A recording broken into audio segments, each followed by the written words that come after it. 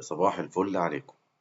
اهلا بيكم في تاني حلقات محتوى في 100 عقبه. الدوري في 100 عقبه، الزمالك في 100 عقبه، الابيض في 100 عقبه. معاكم اندرو صفوت النهارده في حلقه مراجعه ليله الامتحان للديربي رقم 132. طبعا بما اننا دخلنا في اليوم الجديد، هي ما بقتش مراجعه ليله الامتحان، هي بقت الملزمه اللي انت بتاخدها معاك قبل الامتحان تبص فيها بسرعه ولعله خير ان شاء الله. القمه رقم 132، وحكينا امبارح عن أهميتها في تغيير التاريخ، أهميتها في تصدير كل المشاكل اللي أنت مريت بيها على كل العصور للخصم، أهميتها في إن أنت تدخله نفق مظلم ما يعرفش يطلع منه، أهميتها في المجد اللي أنت هتصنعه لنفسك كلاعب ولجمهورك، والاسم والتاريخ اللي هتصنعه للنادي الكبير ده. النهارده هنتكلم عن كذا موضوع، في حاجات كتير طرقت على الساحة، وفي حاجات بيتحتم علينا إن إحنا نتكلم فيها، وبصراحة هي ما اتحتمش ولا حاجة، وعادي لو كانت عدت مفيش مشكلة. موضوع كابتن حسن شحاتة وخوان بزيرة، موضوع الحكم اللي اتغير من اسباني لالماني، وهنتكلم في الجلسة اللي تمت ما بين المدير الفني للخصم اللي تمت اول امبارح وهو عنده ماتش بكرة، ونائب رئيس مجلس الإدارة وعضو في مجلس الإدارة كان زمان مدير الكورة في النادي الأهلي، اللي هي طرقت واتكلم فيها الإعلام وأنا مش مقتنع بيها تماما. هنتكلم في كل ده، يلا بينا.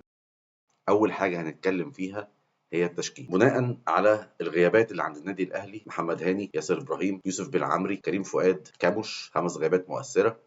وانت عندك ربنا يشفيه عمر جابر كابتن الفريق، عمرو ناصر طبعا ما شاركش من اول الموسم من ساعه الماتش الاولاني، فانت ما عندكش غيابات كتير مؤثره الحمد لله ونشكر ربنا. داخلين القمه فول تيم. هنتكلم بقى في العناصر اللي هو ممكن يلعب بيها. يسترب في مباراه انا مش عارف هو بيديرها ازاي، ربنا معاه، جمهوره وادارته ولاعيبته مش عايزاه، ازاي هو عنده السلام النفسي ان هو يلعب 90 دقيقه في ماتش زي ده. ودلوقتي هعرض عليكم التشكيل. متوقع بكره ان النادي الاهلي يبدا بتشكيله: في حراسه المرمى محمد الشناوي، باك شمال كوكا، سرد باكات ياسين مرعي وهادي رياض، وباك يمين احمد عيد. في نص الملعب مروان عطيه واليو ديانج وامام عاشور، وينج رايت زيزو، وينج ليفت تريزيجيه، وقدامهم يا اما طاهر محمد طاهر يا اما شريف. وبناء على التشكيل ده احنا المفروض نلعب كالاتي: في حراسه المرمى هيبقى المهدي سليمان حارس مصر في كاس العالم ان شاء الله، باك شمال فتوح، سرد باكات حسام عبد المجيد والونش، وباك يمين محمد اسماعيل. قدامه شحاته وعبد الله السعيد في نص الملعب، قدامهم ثلاثه بالترتيب: من الشمال تشيكو بنزا وينج ليفت، تحت المهاجم خوان بزيرة، وينج يمين عدي الدباغ، ومهاجم صريح ناصر منسي. هتقول لي انت ليه بتفكر بالتشكيل ده وليه العك ده وبتاع؟ تعال نتكلم واحده واحده. دلوقتي هو هيبتدي معاك بطاهر محمد طاهر او شريف قدام، فانت عادي السرد باكات الاساسيه بتاعتك حسام عبد المجيد والونش، وبما انه هيلعب بوينج رايت زيزو فما ينفعش تسيب انتاج عليه. زيزو طلع بوست ان هو متضايق من الشتيمه اللي شتمها الرعاع ليه، وبما ان اول ماتش ليه في السوبر برضه اتشتم مننا، فهو هيتشتم من ناحيتين، فزيزو هينزل ياكل النجيله حرفيا الماتش ده. زيزو قدامه مفيش لكاس العالم، هم 3 ماتشات، عايز يقول لحسام حسن خدني معاك، صلاح مصاب وانا استحق المكان ده. دي فرصته تقريبا الاخيره بعيدا عن الاهلي وبعيدا عن الزمالك وبعيدا عن الدوري المصري خالص، انه يروح كاس عالم. اثبات نفسه قدام حسام حسن هيجي من الماتش بتاعنا ده. فلو يسترب لعب بزيزو، اعتقد ان احسن واحد بعد ما يطلع يمين يامال من الشنكار ويطلع اشرف حكيمي من جيبه هيبقى افضل واحد في المكان ده هو احمد فتوح، مش بنتايج خالص. والناحيه الثانيه قوه الاهلي بتعتمد ان هو بيلعب على تريزيجيه من العرضات اللي بتجيله، وهو يخش يلعب لوحده مش هيباص لزمايله، فهو عايز حد ذكر يقف يوقفه، يمنع عنه ان هو يخترق، يمنع عنه ان هو يقوم باي ادوار بيقومها فرديه. فمحمد اسماعيل هيكون الانسب اكتر من اي حد تاني. هو هيلعب عليك بمروان عطيه واليو ديانج. انت لو حطيت معاهم خوان بزيرة وعبد الله السعيد انت هتوقف مفاتيح اللعب بتاعتك. انت منزل لهم واحد حريف وواحد صانع لعب، هم هيبقوا مركزين معاهم اكتر ان هم يقفلوا عليهم، ومش هيبقى فيه سماحيه ان هم يلعبوا بساط لقدام. اليو ديانج تقل، خوان بزيرة سريع، المكان ده هيبقى مناسب جدا لخوان بزيرة، خصوصا ان هو هيلعب بكوكا باك شمال، فحمايه لبزيرة ان انت تنزل عدي وينج يمين وبزيرة يلعب تحت المهاجم، وساعتها هيبقى عنده فرص اكتر ان هو يصنع لعب للوينجين والناصر منسي دايركت، بتحميه من كوكا، بتوتر الديفندر بتاعه. وكمان انسب حد يبدا النهارده كمهاجم هو ناصر منسي. ناصر منسي هيلعب على ياسين مرعي وهادي رياض، خط الدفاع بتاعه كله تقريبا اتضرب. انت عندك احمد عيد هيتلعب عليه ماتش عالمي من شيكو بنزا، شيكو بنزا سرعات وهياخد احمد عيد ده في جيبه، وسواء ما لعبش باحمد عيد وفكر ان هو ينزل بيكهام، انسب واحد يكون في الشمال هو شيكو بنزا. هادي رياض وياسين مرعي هيبقى قدامهم ناصر منسي وخوان بزيرة، وكوكا لو فكر يعمل اي التحامات مع عدي الدباغ اعتقد هو اللي هيطلع مصاب. فبالنسبه لي ده التشكيل الانسب اللي ممكن نبتدي بيه ماتش زي ده. وبعد ما شفت التشكيل اتمنى لعيبتنا تبقى رجاله بكره وتكون على قدر المسؤوليه. انا واثق في لعيبتي جدا، واثق في كابتن معتمد جمال جدا، واثق في الظروف اللي اتخلقت صعبه عشان احنا نجاحنا ما يبقاش سهل، نجاحنا ما يبقاش عادي، نجاحنا يبقى مميز مميز دايما، واثق في كل مشجع رايح الملعب ان هو مش هيوقف تشجيع، صوته مش هيقف خالص، صوته هيوصل للعيبه، صوته هيغطي على جمهور الخصم، هيبقى في ظهر لعيبته. انا واثق فيكم جدا يا رجاله، عندي ثقه ان الماتش ده بتاعنا، عندي ثقه ان السيناريو اللي حكيته امبارح هيتحقق، عندي ثقه ان انت هتصدر له كل المشاكل اللي عندك، تقول له اتفضلها زي ما هو اتفضل. 6 لعيبه من عندك لغايه دلوقتي موجوده في التشكيل الحالي لفرقته، خد بقى مشاكلها. انا مش متخيل الاتحاد الافريقي وهو ده باعت له القائمه بتاعه الفريق فيها زيزو وبن شرقي وامام بيلعبوا كونفدراليه. انت فعلا اخدت حظ الزمالك اللي كنت بتتمناه. نيجي بقى في نقطه كابتن حسن شحاته. كابتن حسن قامه كبيره، طلع مع ميدو قال خوان بزيرا لعيب بيشتغلنا، بيضحك على جمهور الزمالك، مفيش لاعب بيعيط. بعيدا عن اي حاجه اتقالت، تعالوا اقول لكم كلمه حق، احنا جمهور عاطفي، احنا جمهور بنعرف نصنع النجم، وبنعرف نحط هاله حواليه، وبنعرف نحطه في اعلى حته، واحنا اللي بنصنع النجوم حقيقي. خوان بزيرا عاجبه الاجواء بتاعتنا، عاجبه الحاله دي، عاجبه حاله الجمهور دي، هو كانه قاعد في البرازيل وفي حميه وحاسس ان هو في بلده. بيخشوا كل اوت يلعبوا فاموس وبتاع، وفي ماتش ام اللي فات كنت موجود في المدرج،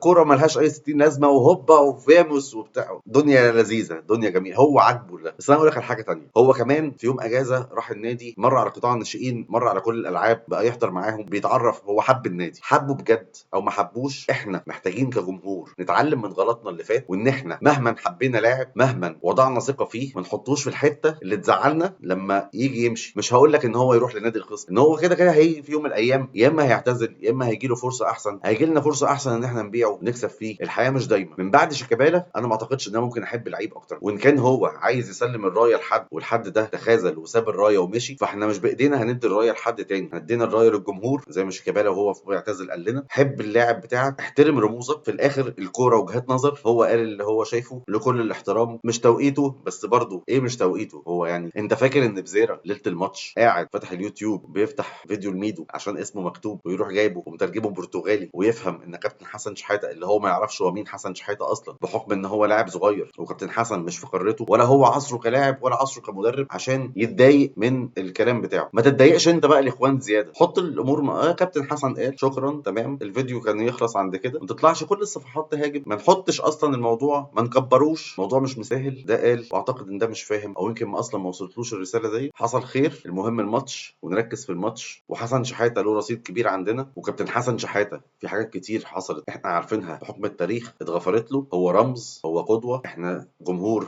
بنحترم رموزنا، مفيش حاجه مستاهله كل اللي حصل. بالنسبه بقى للحكم الاسباني والحكم الالماني، هو كان اتحاد الكوره ما اعلنش ان في حكم اسباني دايركت هو اللي جاي، الاعلان الوحيد اللي تم هو كان الحكم الالماني، اعلان تم النهارده. كان يقال ان الحكم الاسباني هو المرشح، بس اللي تم اعلانه رسمي هو الحكم الالماني. سواء ده او مش سواء ده، سواء ده او سواء ده، مش فارقه، زيد زي عبيد. في ماتش الدور الاول كان عندك حكم اسباني اداك فرصه، اداك ضربه جزاء، لغالك ضربه جزاء، اداك ضربه جزاء اداك في الدور الاول كان عندك حكم اسباني حكم واداك ضربه جزاء وضيعتها وعادها لك تاني، حسب عليك ضربه جزاء. ماتش بيراميدز كان فيه حكم الماني، الاهلي شال معاه 3. سيبك من شخصيتك، سيبك من جنسيه الحكم، المهم ان احنا نبقى مركزين بكره، ما نفتعلش اخطاء، ما نحتكش مع الراجل. معاك 90 دقيقه تكسب كوره بس، وربنا يوفقك، ولو في قرار الفار موجود وان شاء الله خير. اما بقى بالنسبه للموضوع بتاع الجلسه اللي تم في بيت السيد ياسين منصور دور كابتن سيد عبد الحفيظ والمدير الفني للنادي الاهلي عشان يدوا 4 شهور من عقده ويتنازل عن 6 مليون دولار اللي هي بقيه عقده، اعتقد ان توقيت بتاع الجلسه دي مش منطقي. اعتقد ان السيد ياسين منصور بقامته ومقامه وحد مخضرم كرويا زي الكابتن سيد عبد الحفيظ هيحاولوا على الاقل يدوا الراجل الدعم قبل ماتش قمه زي ده، عشان هم اكيد اكتر اتنين عارفين الابعاد اللي ممكن تحصل لو الاهلي خسر بكره. اعتقد ان الجلسه دي ما تمتش، ده شو بس او فرقعه في الاعلام عشان بس يهدوا الجمهور شويه، ان احنا بنحاول نمشي الراجل والراجل متابع، عشان لما يجي وقت ويدفعوا الفلوس 6 مليون دولار كاملين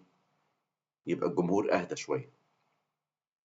الموضوع مش منطقي، الموضوع زي ما اتطرح ان هو احنا بنحاول، احنا قعدنا والراجل قام غاضب من لما السيد ياسين منصور احتد عليه وطلع بره الفيلا كلم وكيله. كل ده شو وطرقعه اعلاميه بس عشان يهدوا الجمهور ان احنا بنحاول نمشي الراجل وان الامور هتبقى اهدى والامور هتبقى احسن، لكن ده مش حقيقي. النادي الاهلي بيحاول يحافظ على فرصه في الدوري وهي لسه في الملعب فعلا. الاهلي متاح ليه ان هو يوصل للنقطه 53 بكره، بعد الشر لو الاهلي كسب هيبقى وصل للنقطه 47، ولو بيراميدز خسر من انبي هيبقى برضه واقف عند نقطه 47، والزمالك هيقف عند النقطه 50، وساعتها هيبقى الفرق بين الاهلي وما بين المركز الاول 3 نقط فقط، واحنا بعد الشر ممكن نتعثر. فرص الاهلي كبيره. اعتقد ان الجلسه دي لا اساس لها من الصحه، وكان بالاولى ان هي تبقى جلسه دعم.